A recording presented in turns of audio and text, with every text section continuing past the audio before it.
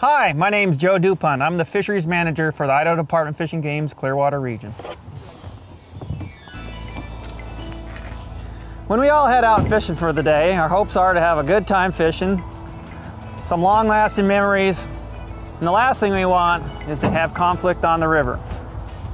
Salmon and steelhead fishing is enjoyed by thousands of anglers every year in Idaho. The beautiful scenery, time with friends, battling these amazing fish all make this an activity beginner and seasoned anglers can truly enjoy. When fishing for salmon or steelhead, one can fish in solitude or with crowds. This video provides some advice developed by local anglers to use while fishing around others. During the steelhead and salmon seasons, anglers will often congregate along short sections of rivers. When this happens, it can bring out the best and the worst behavior from anglers. Recently, conflict between anglers on some of our busier rivers have resulted in anglers asking for rule changes that would, in their mind, eliminate the behavior of those creating the conflict. This is a tricky slope that, if taken, could cascade into a myriad of rule changes that will only restrict fishing opportunities for other anglers. For example, rules have been created in the past that have restricted the use of baits, boats, fishing from shore, and fishing all together. The Idaho Department of Fish and Game would rather not create new rules that restrict how and where people fish just to address angler conflicts. Regardless of which river you are fishing in or what species you are fishing for, we believe there are some basic guidelines of fishing etiquette that, if followed, will allow all types of anglers to get along and help make sure new rules that ultimately restrict our fishing opportunities are not created.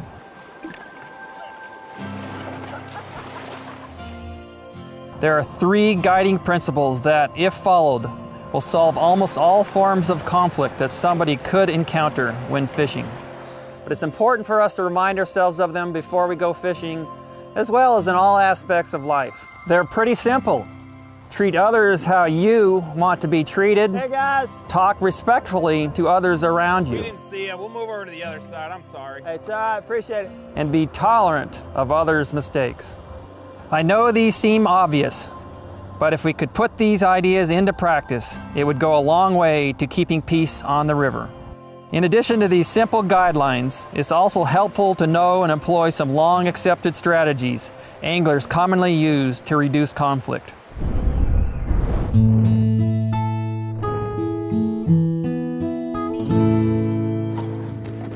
A common practice among anglers is those fishing a spot first have some priority. This means someone fishing a spot first can expect to fish in the manner they choose without being disturbed by someone who arrives later. If conditions aren't crowded, anglers may reasonably expect to fish in some solitude. This assumption applies whether the first angler is fishing on the bank or from a boat. Now, having said this, if you get to a spot second and are unsure what to do, talk to the person and ask if it's okay to fish near them. Hey, how you doing?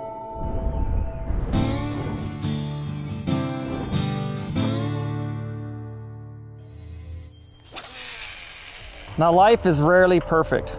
When a section of river is in high demand, crowding will dictate how close people can be expected to fish to one another. By nature, we can all be a bit territorial. This is where conflicts start popping up. When it comes to fishing for salmon and steelhead, it's not uncommon for anglers to gather along the same section of river. If you fish in these areas, even if you are the first one there, expect others to join you and to fish in close proximity to you. When fishing in crowded areas, following a few basic principles can make all the difference between having a great fishing experience or a bad one. An accepted practice is it is okay to join in with a group of other anglers as long as you're not restricting their ability to fish. This means they must be able to continue to cast and make their drift. And as always, make sure you talk with other anglers before squeezing in. I think it'd be all right if I got in here and fish a little bit. Sure, no problem. Thanks. Depending on how many people show up, anglers could end up staggered every 10 feet or every 2 feet. Another accepted practice when fishing in a crowded area is to fish in a similar manner as others are around you. For example, if a group of anglers are all side drifting bait from shore, don't expect to come in and start plunking.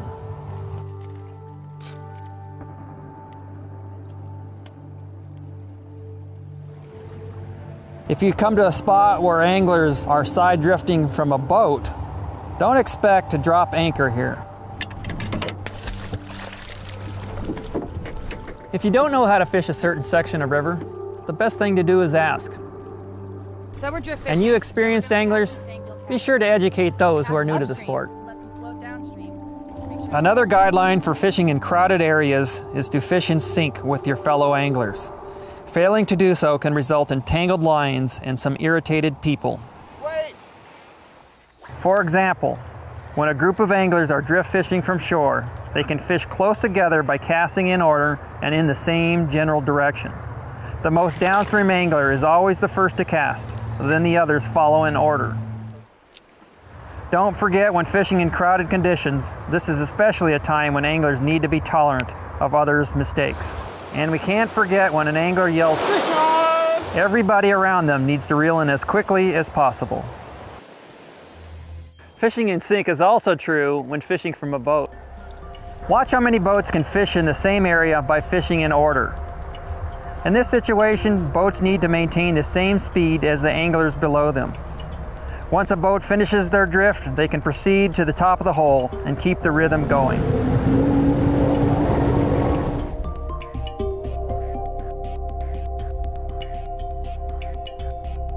Going at different speeds or out of order is likely to irritate those fishing around you and lead to tangled lines.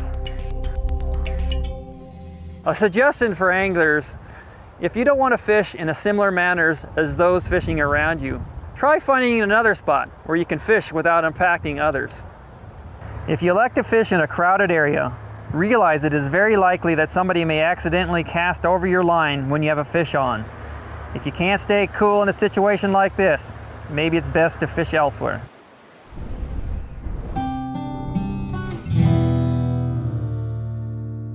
Another accepted practice is don't low hole another angler. Many anglers tend to fish in a downstream manner. This is especially true of fly anglers, but also boaters back trolling or side drifting. Notice how this fly angler takes a step downstream after every cast and will continue to do so until they have fished the entire run.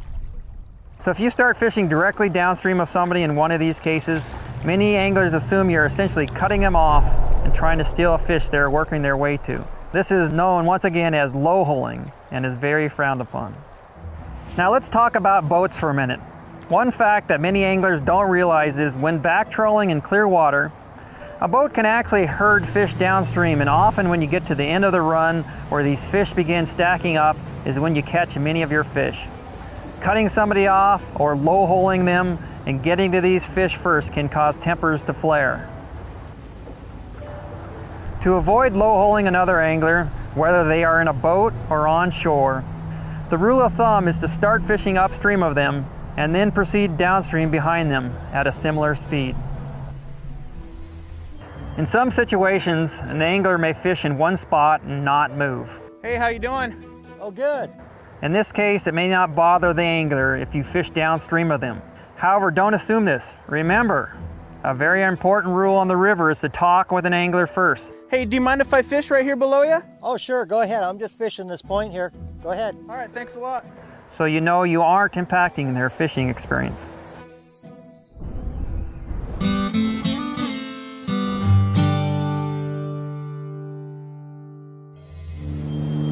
If you're fishing from a boat, you're likely to pass anglers on shore. It's a situation that is ripe for conflict, but doesn't have to be. If you're in a boat and fishing past other anglers, the right thing to do is move to the other side of the river to give the shore angler room to make their cast. Or pull your line in and float downstream a reasonable distance before you start fishing again.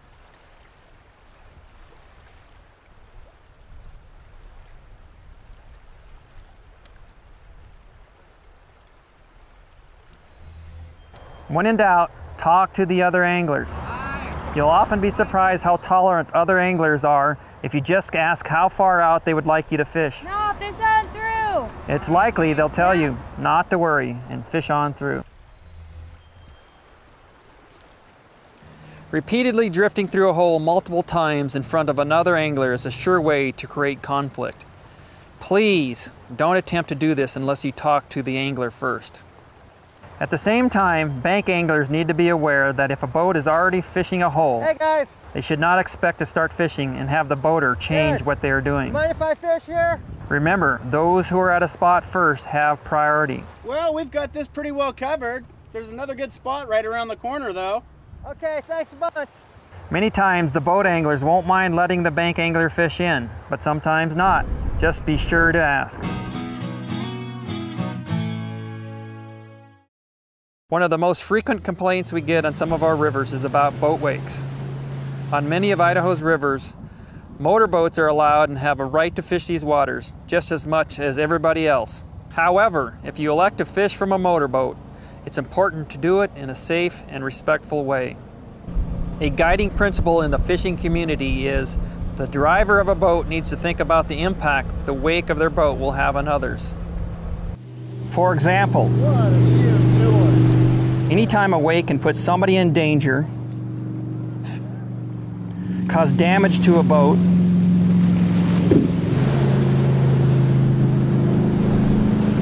or significantly disrupt their fishing, a boat driver needs to slow down so he doesn't leave a wake.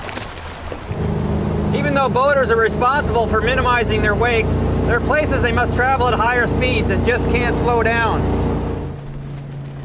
Examples include, in shallow water, boaters need to stay on step or plane to make sure they don't hit bottom. Boats traveling upstream against a heavy current need to use more power and travel at higher speeds to navigate these fast waters. When these conditions exist, all anglers need to be aware of them. If you are fishing in a place where boats need to travel at higher speeds, make safe choices. Don't put yourself at risk by wading out too far in these areas. Be aware of where the boating lane is. When you hear boats coming, be sure to be in a place where boat wakes will not influence your safety.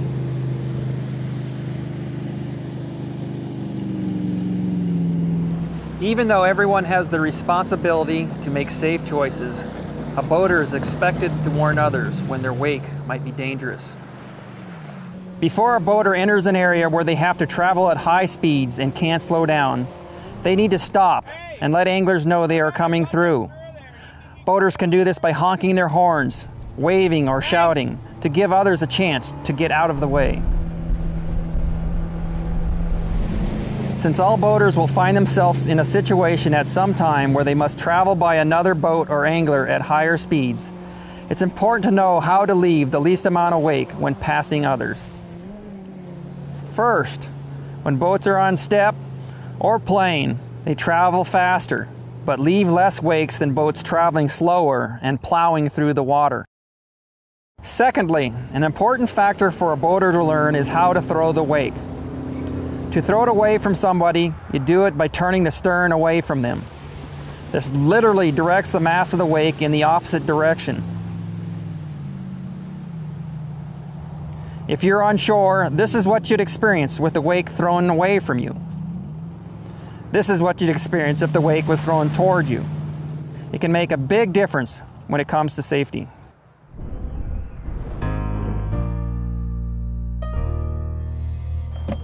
One aspect of fishing that can really frustrate anglers is conflicts at the boat ramp.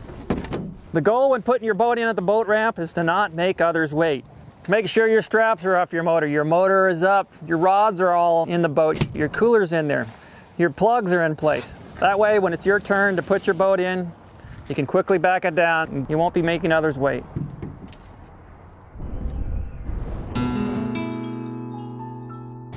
It's a sad fact, where salmon and steelhead anglers fish, garbage is often common.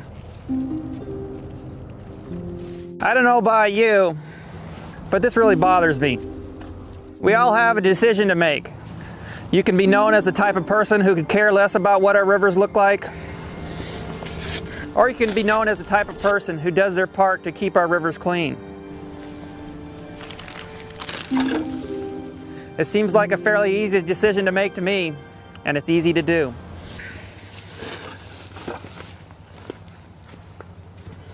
Idaho has beautiful rivers with lots of room for anglers to fish in many different ways. For those spots that get a lot of fishing pressure, we hope our tips will help keep conflicts to a minimum. Yeah. Be safe, good luck, and have fun fishing.